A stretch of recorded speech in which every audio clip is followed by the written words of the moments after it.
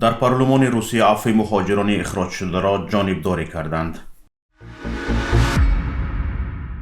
ضدخوردی مسلحانه طالبان با مرزبانان ایران. ترکشی بالون گاز در یک قهوه‌خانه دوشنبه.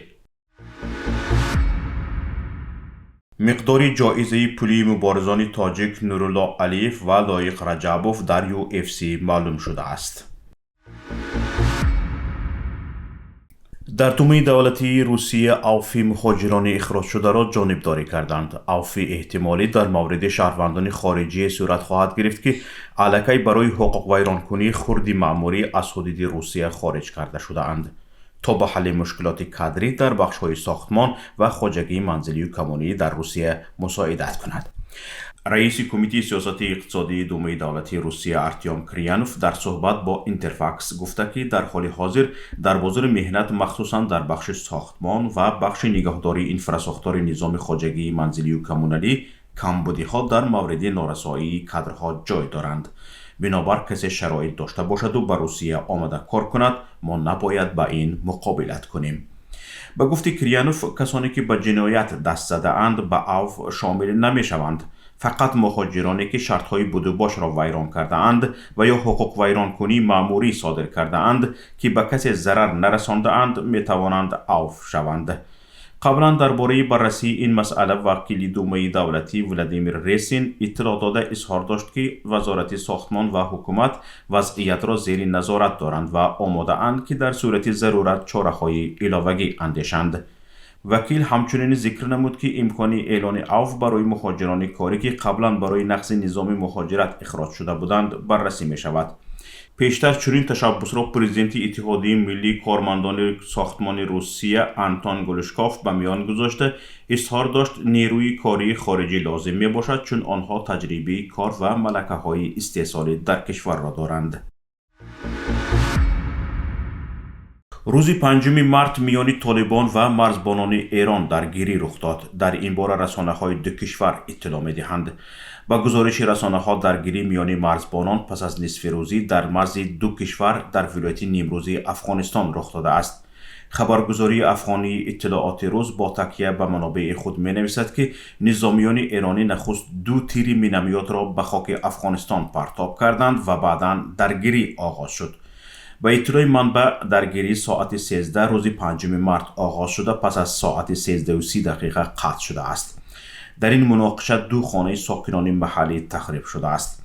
در همین حال منابع خبرگزاری آمو گفتند مناقشه زمانی رخ داد که یکی از مرزبانان طالبان خط مرز را عبور کرده به سوی ایران رفت و نیروهای مرزبانی ایران به سوی او تیرخواری کرده او را زخمی کردند.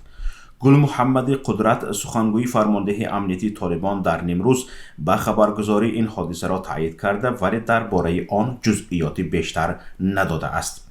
یکی از ساکنان منطقه نزد مرزی به خبرگزاری اطلاعات روز گفته است هنگام نماز پیشین در نزد خانه اش صدای تیر شنید و حین بیرون شدن از خانه دید که 2 زخمی انتقال داده شده نیروهای علاوه‌ای طالبان به سوی مرز فرستاده می شوند.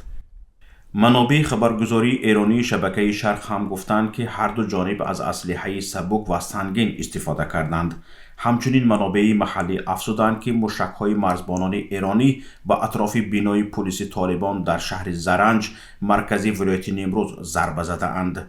در همین حال نمایندگان طالبان و مقامات ایران میگویند در این درگیری کسی کشته نشده است ولی حاضر نمی‌شوند که عامل‌های درگیری و عاقبت‌های آن را بر رسانه‌های دو کشور ارائه نمایند. ریاست وزارت کارهای داخلی در شهر دوشنبه از ترکشی بالون گاز در یک قهوه‌خانه پایتخت خبر داد. صبح امروز 7 مارت سال 2023 ساعت 6:30 در قهوه‌خانه شلبی واقع در کوچه باربد ترکشی بالون گاز به وقوع پیوسته در نتیجه قسمت شیشگی قهوه‌خانه آسیب دیده ولی به یگان نفر ضرری جسمانی نرسیده است.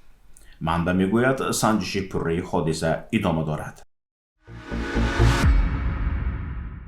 جایزه پولی مبارزان تاجیک نورالله علیف و لایق رجبوف برای پیروزی در نخستین نبردشان در UFC معلوم شده است. خبرگزاری حلوه با تکیه به منابعش می نویسد نورالله علیف و لایق رجبوف برای پیروزی در UFC هر کدام $28,000 دریافت کردند. اما کارشناسان این ساحه می گویند $28,000 خیلی کم است، شاید $280,000 باشد. یادآور میشیم که حربگر معروف تاجیک نورالله علیف در نخستین قوه آزمایی خود در UFC بر رفائیل الویسی برزیلی با تصمیم یکدلانه داوران پیروز شد. در نوبت خود لایق رجبوف نیز در نخستین قوه آزمایی در UFC بر ورزشکاری 26 ساله آرژانتینی استبان ریبوویچ که در تمام فعالیت کسبی خود هیچ باخت نداشت پیروز شد.